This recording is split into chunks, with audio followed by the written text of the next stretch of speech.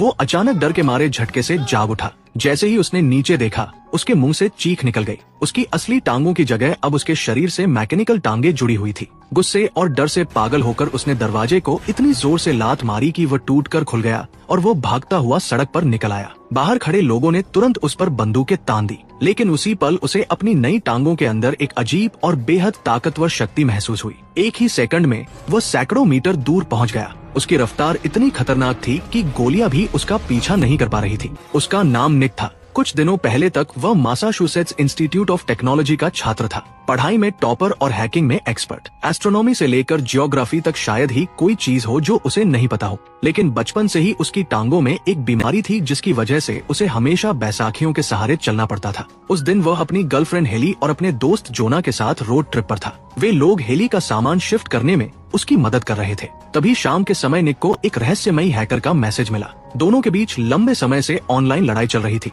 लेकिन इस बार उस हैकर ने हेली का लैपटॉप तक हैक कर लिया था और उसकी हर हरकत पर नजर रख रहा था। निक तुरंत उसकी लोकेशन ट्रेस करने लगा। जोना ने कहा कि उन्हें उस हैकर को ढूंढकर सबक सिखाना चाहिए, लेकिन निक का मूड पहले से ही खराब था। उसके मन में कहीं न कहीं ये डर बैठ चुका था कि हेली उसकी बीमारी की वजह से उसे छोड़ना चाहती है और ये ट्रिप सिर्फ ब्रेकअप का बहाना है। गुस्से में उसने फैसला किया कि वो उस हैकर को हर हाल में ढूंढ निकालेगा। रास्ते में वह हैकर उन्हें लगातार उकसाता रहा। वो ट्रैफिक कैमरों से उनकी कार की तस्वीरें भेज रहा था। आखिरकार जीपीएस उन्हें एक सुनसान इलाके में बने लकड़ी के केबिन तक ले गया। निक और जोना अंदर गए और हर चीज रिकॉर्ड करते हुए वहाँ तलाश करने लगे। तभी बाहर से हेली की चीख सुनाई दी। निक तुरंत बाहर भागा और उसने देखा कि हेली हवा में ऊपर उठ रही थी। अगले ही पल एक तेज सफेद रोशनी सीधा उसके चेहरे पर पड़ी और वो बेहोश हो गया। कितना समय बीत गया किसी को नहीं पता। जब उसे होश आया तो वो व्हीलचेयर पर बैठा था और उसका पूरा शरीर सुन्न था। उसके सामने हजमत सूट पहने एक आदमी बैठा था जिसका नाम पेस था। उसने निक से कहा कि वह उसकी याददाश्त वापस लाने में मदद करेगा।